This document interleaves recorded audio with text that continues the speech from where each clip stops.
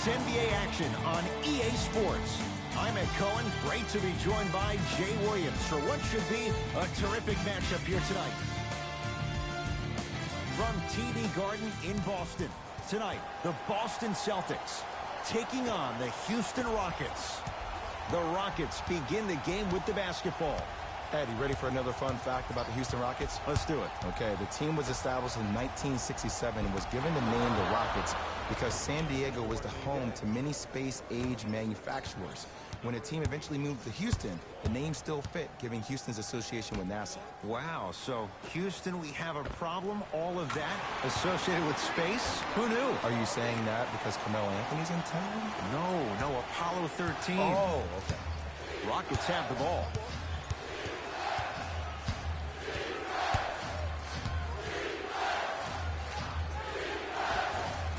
Harden trying to take it to the basket, but a shot stays out. Leaving no doubt. Slams it down. Jason Tatum finished third amongst all rookies in Rookie of the Year voting. But I say to you this. I agree with what Jaylen Brown had to say. If it was a one-on-one battle, who you taking? Jason Tatum or Donovan Mitchell? Jason Tatum or Ben Simmons?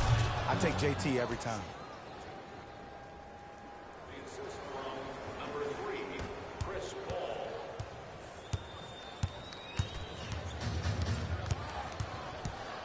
Into the front court, it's Irving.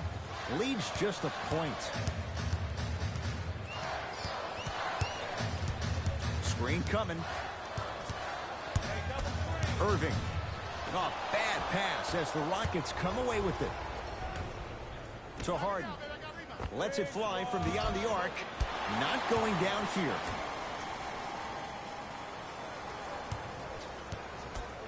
Tucker. To Capella, and throws it down. You never want to leave anything to chance when you attack the rim. You finish strong every time you head home. Kyrie Irving, 2 for 2. That's what you want. Kyrie Irving won a championship with Cleveland. He won a championship for Cleveland in that Game 7 at Golden State. How is he influenced as a player by that title? Well, I thought he learned how to win at a really huge stage. But Kyrie's always been a leader of his own movement. At times, his voice may have been suppressed because of LeBron James, but there's no doubt about it. When you look at the young players on this roster, when they all rock Kyrie's, you know who the leader of the team is. There will be no shortage of shots for Carmelo Anthony in Mike D'Antoni's offense, Jay. Why is it a good fit for Melo in Houston? Well, a couple of things. Number one, if there's one guy you need to trust, his name is Daryl Morey. And the Houston Rockets organization is a stat-driven culture. So he understands at this juncture where Carmelo Anthony is in his relationship to his career. Playing with two pass-first type PGs in James Harden and CP3, who averaged a combined 12.5, 13 assists last year, will open up the floor extensively for Carmelo to knock down those jump shots. Irving. Oh, had him going there for a second to Horford. Hayward.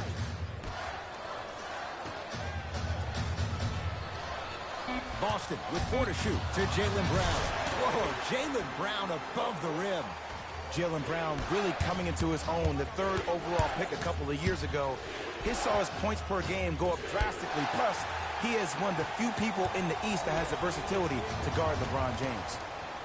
To Jaylen Brown. The drive, right to the basket, right down Broadway for the 2. Defender has to pick him up. You normally don't see that, but that's the type of thing that keeps shooters in the league for a long time. Every once in a while, they venture into the paint. Can't connect. Not the best shot with the defender right there. Ball's controlled by Boston. To Irving, going to launch beyond the arc. He made his first effort, but not that time. Harden into the front court. 5-point game.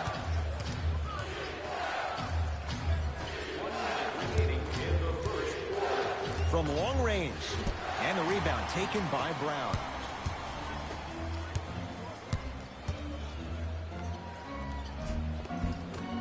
From the painted area, won't go down. You see, this is something that everybody has, but some people choose to use it or not. I'm glad you choose to use effort on getting around those screens. Play is stopped. Timeout Boston, as they'll make sure they're aligned here in a 2-point basketball game.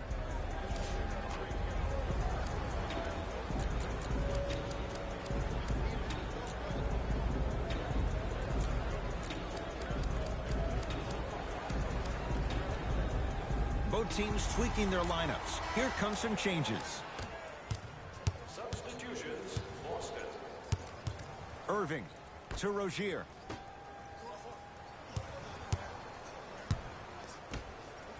Oh, he just blocked that shot out of bounds. Yeah, they're lucky they get the ball back.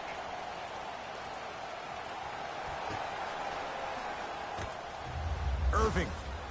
Kyrie Irving. 3 for 4. Good start. Ed, let me tell you how this one goes. It ain't no fun if the homies can't have some.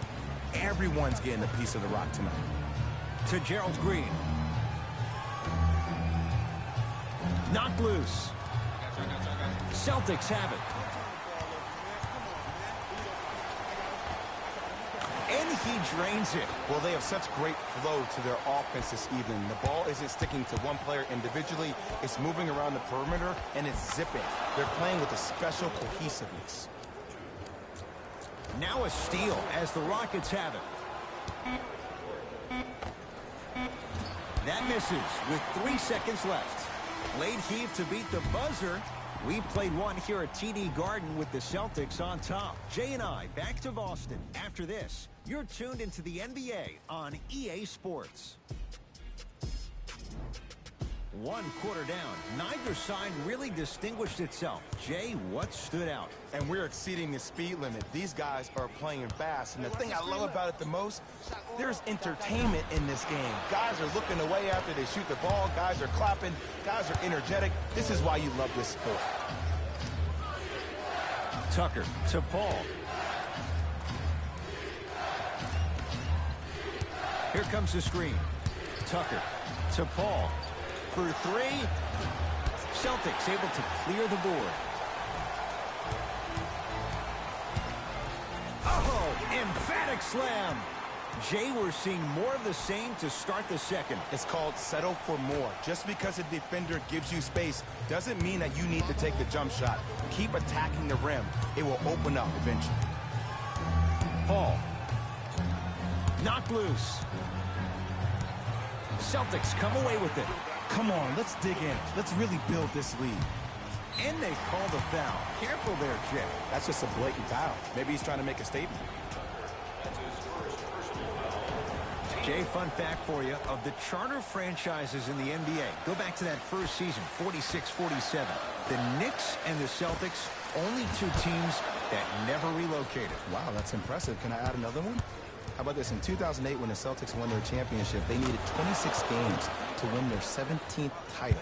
By a twist of fate. You ready?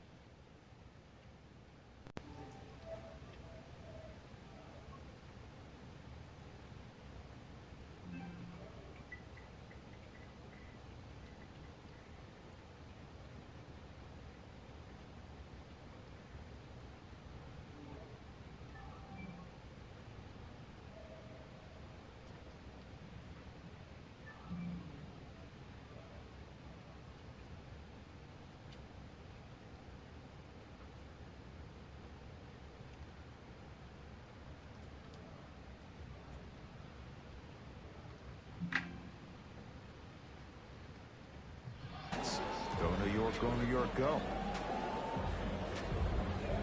Both coaches dipping into their reserves. Changes coming onto the floor.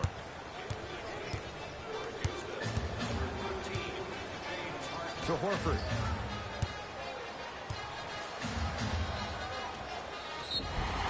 Now ready with a couple of free throws.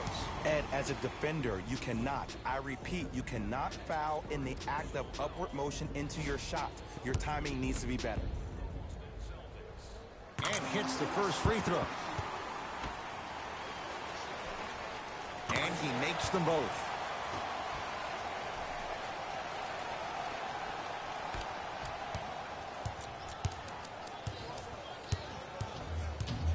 Here's Paul. Brings it up the floor.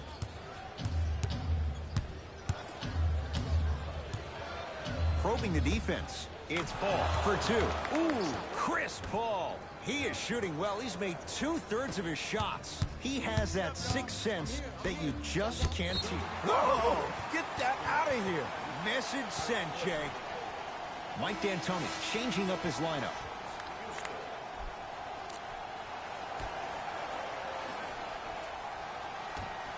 Hayward. Gets it in the left corner.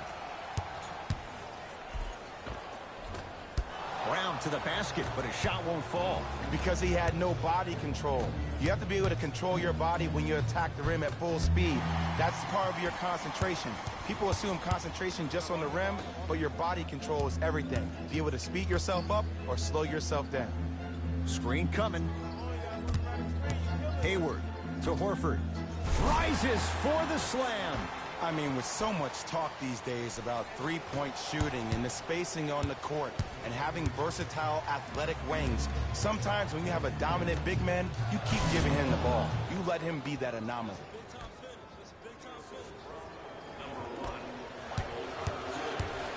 Rozier into the front court. Leads 4 to Horford.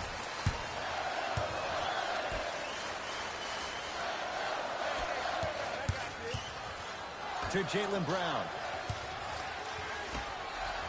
Rozier.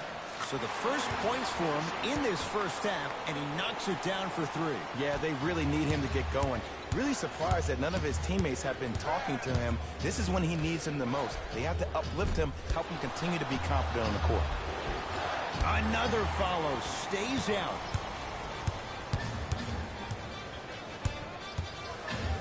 Oh, emphatic slam. It's easy to become mesmerized when you watch a player who can create off the dribble. We call that dancing. When you allow a player to dance with that much space, that's Prob City.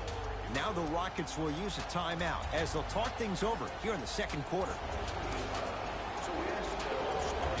Who left in Houston? Luka Mute to the Clippers, Trevor Ariza to Phoenix. So, Jay, how do the Rockets adapt without 2 key wing defenders this year? Well, other guys need to step up. I think you need to see P.J. Tucker step up. Gerald Green, we all know how explosive he is offensively, but he needs to make that applicable to the defensive end. Michael Carter-Williams is another big acquisition. He's a bigger guard who can use his length to deter shots. And also another kid, Markel Brown. He played at Oklahoma State. Extremely athletic, explosive on the perimeter. If these guys can do it by committee, that might be enough to eclipse the Golden State Warriors.